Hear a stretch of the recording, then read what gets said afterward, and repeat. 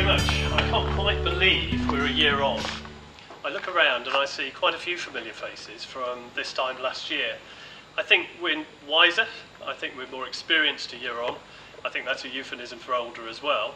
But I think we've had so many opportunities over the last year to really think hard about what we do and how we do it at the Commission.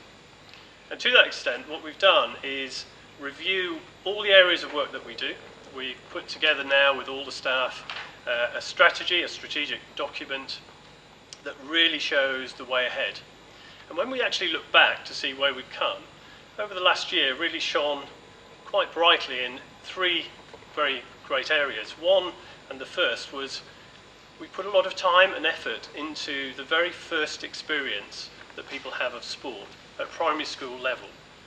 And when we did the strategic review, we recognised that that was a key moment in everyone's life. For many of you, and myself included, we are here because we enjoy sport, and it may well have been that for many of us, our first experience of sport was a very positive one. We could all think of an inspirational teacher at school, parents who supported. But we have come across people who had a poor experience. And in fact, I sat in a meeting this time last year almost, with one person in the meeting who wasn't engaged. We were talking about sport, we were talking about health, and we were talking about how we could move things forward. And one person there was not engaged. And then it became apparent that this person wasn't engaged because they didn't enjoy sport. They didn't relate to sport. And it all turned out in the conversation that that person had had a poor experience at primary school. It was that one moment when that person was told they couldn't do something that they believed in. And from that moment on, that person didn't participate in anything to do with sport and was turned off in the meeting. But once we started to talk about what we were doing and why we were doing it, and the importance of PE in primary school to health and to lifelong participation, actually that person got really fully involved and is quite a good advocate, I think, now of what we're doing. So I guess we have had quite a positive experience. That's why we're here, excited by sport and recreation. So that's the first thing.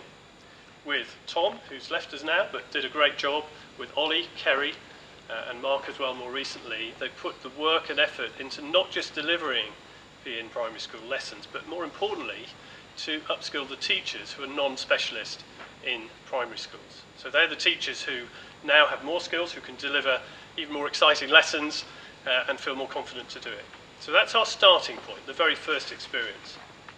Then we had a look at the pathway, and our second most important thing that we decided and saw was connectivity, really. It was the pathway, that how did it look for someone coming in and enjoying sport at primary school level, into secondary school, into clubs. How did that look? Was it easy? Was it hard transition? Was there an issue of perhaps confidence going from spoon-fed, given PE in school, to then actually going to a club, actually getting there, actually having the guts to turn up at a club that you don't know too many people perhaps? That's quite a big deal. That's a big dropout rate at certain ages that we know about, that we could do better. So on the back of that, we've linked in much more closely now with the sports development officers that we part fund with the sports, and we've worked much more closely on looking at their objectives, our objectives, aligning them, to see if we can help with that transition from school, where sport and physical education is given, to into clubs, and into clubs where they can extend and pursue their interests. Whether they're competitive or not, it doesn't matter. It's that enjoyment of sport, and the word enjoyment came out time and time again. So we are about enjoyment, and we're all about putting in a pathway that makes it easier for people to enjoy sport. And then we came to the third thing. Along the pathway, nothing happens without coaches. So investing in coaches that are so important to actually enabling people to enjoy sport and grow and develop and extend their skills is key. So we've invested quite a bit of time and effort, here we are at another conference, in forums, in workshops, to upskill and extend and push and challenge coaches and coaching. And we've learnt new language. This time last year, there were two presentations that were new to us, many of us. Mindset and mindfulness were two words that cropped up for two of the workshops. Mindfulness was staying in the present, and that theme cropped up time and time again with high-performing athletes. And I use the word athlete across all sports. But high-performing athletes have this ability to just concentrate in the moment, stay in the present and perform. Not think ahead to consequences, what if I lose, what if I miss, and not looking back to what they've previously learned or experienced, maybe they did lose. So staying in the present was key. So the mindfulness presentation struck a chord. And then mindset. Carol Dweck's work was extended by staff here at Guernsey Sports Commission in conjunction with education. And mindset has really thrown up a massive area. It's about beliefs, it's about what you believe you can and can't do, and a lot of the work that we do now is starting to look at what's stopping people from performing, from enjoying sport.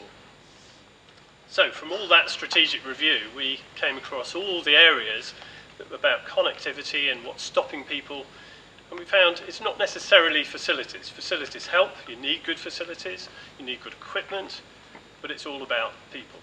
Not surprising really, but it's about the people that enable these things to happen and the knowledge that people have that they're willing to share.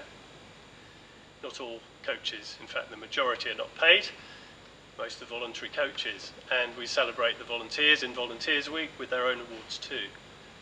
So the volunteers, coaches, officials, judges, etc. were all part of the mix in enabling things to happen.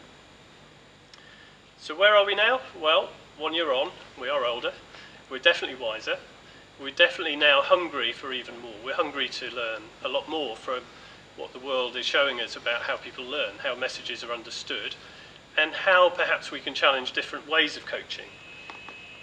There is a place for direct telling. There's also a place for exploring with the athletes so that they own their own performance. Different ways of communicating. So it's not how you give a message, but it's how the message is received. Actually is quite effective. And we're also trawling through research too, to pick up what the research is saying about how people learn best. So I'm really delighted to be here this evening. I'm delighted we're a year on, we're stronger, we're better, and we're hungry for more. Thank you very much to the sponsors, particularly for this weekend. Thank you particularly to the staff of Guernsey Sports Commission, Jeremy Fliss particularly for arranging this weekend, and to all the speakers and people here who've given up time. I really, really hope that we now have an opportunity again, 1 year on, to learn even more and share ideas. So I wish you a very, very successful and enjoyable evening and weekend for those doing the conference itself.